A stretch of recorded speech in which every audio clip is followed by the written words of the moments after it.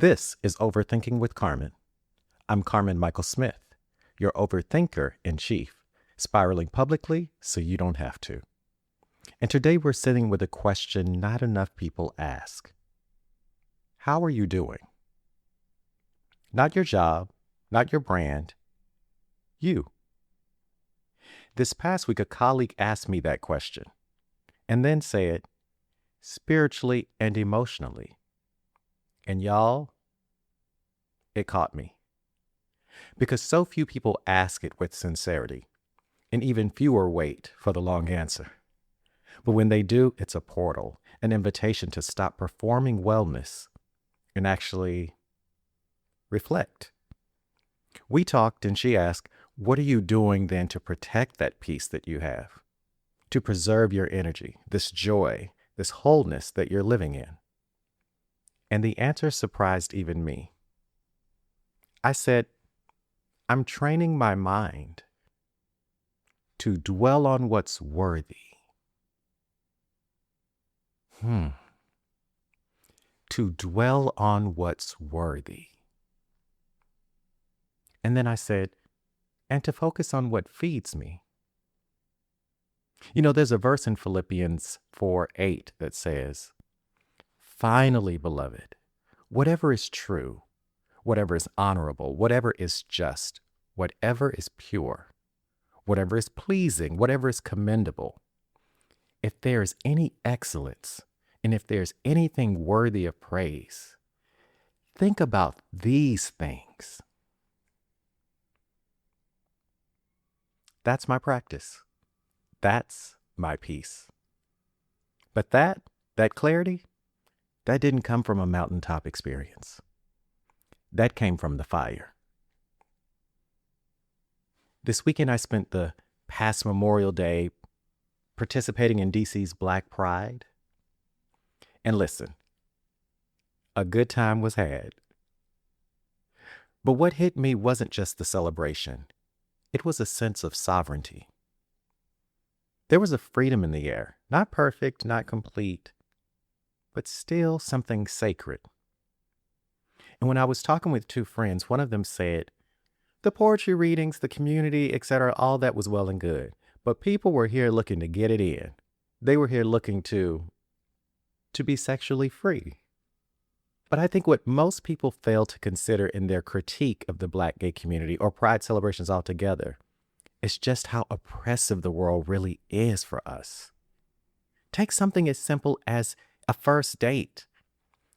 It's highlighted in movies. It's the thing that you look forward to. It's supposed to be perfect. You pick your outfit and all of that stuff. And if everything goes well, everything, the conversation, the meal, everything builds towards what? The good night kiss.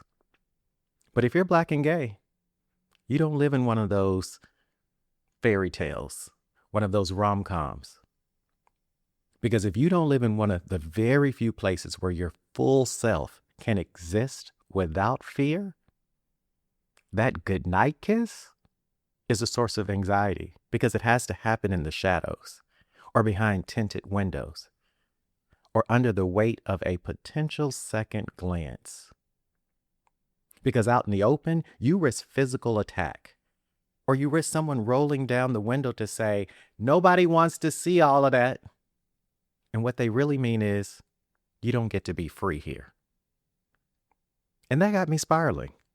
I started overthinking whether we're calling sexual freedom or what we're calling sexual freedom is really just a hunger for joy, a hunger for the pleasure of personal liberation.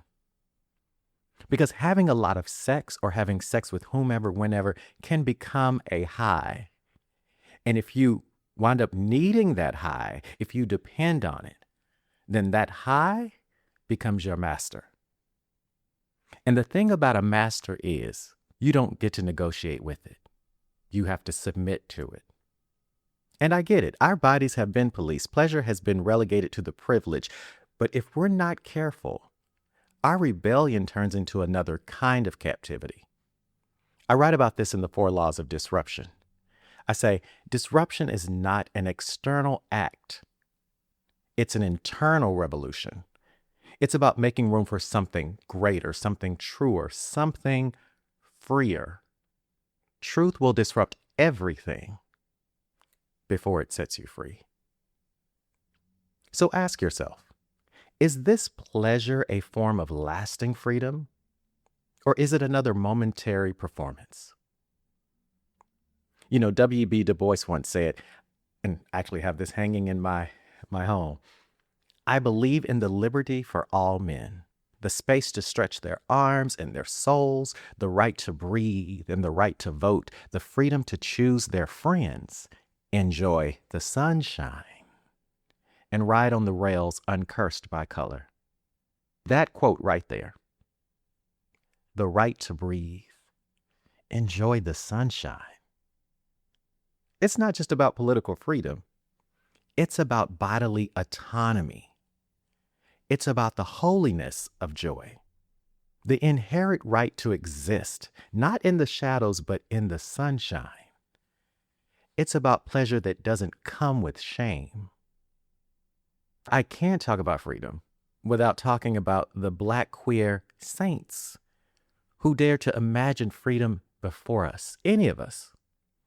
Pauli Murray, whose pronouns couldn't be boxed in. Bayard Rustin, who built the civil rights movement and was pushed out for being gay. Audre Lorde, who told us that your silence will not protect you. See, they didn't just believe in freedom. They embodied it, even when the world tried to erase them. And they remind us, if you're seeking a version of freedom that doesn't cost you anything, doesn't challenge you ever, and protects you from discomfort, you're not seeking freedom, you're seeking captivity in a costume. Because freedom is a hard thing. And we must be willing to do hard things for ourselves. In my Senate sermon, What Survives the Fire, I say, when you hear Shaka Khan singing through the fire, to the limit, to the wall, are you willing to do that for you? Not for another person, not for another relationship, but are you willing to go through the fire, to the limit, and to the wall for your personal liberation? Or have you settled for the cashmere comfort of captivity, soft enough to survive in, but never strong enough to set you free? If you're seeking freedom that doesn't require you to be uncomfortable, doesn't require effort, heartbreak, or honesty, you're not looking for freedom. You're looking for a release. You're looking for a high. You're looking for a plantation dressed up in Wi-Fi and brunch plans. But real freedom, it's messy. It's embodied. It comes not from the outside, but from the disruption of all we've been told we should not be, should not feel, and should not do. And it's worth it. Because this is where we enter the gates of liberation and rest in the pastures of peace. So this week, I invite you to ask yourself, where am I not free? Where am I performing peace instead of protecting it? And where has God given me permission where I'm still waiting for approval? I'm Karmen Michael Smith, and this is Overthinking with Karmen. Until next time, may your joy be real. May your freedom be full. And may disruption be the catalyst for your liberation.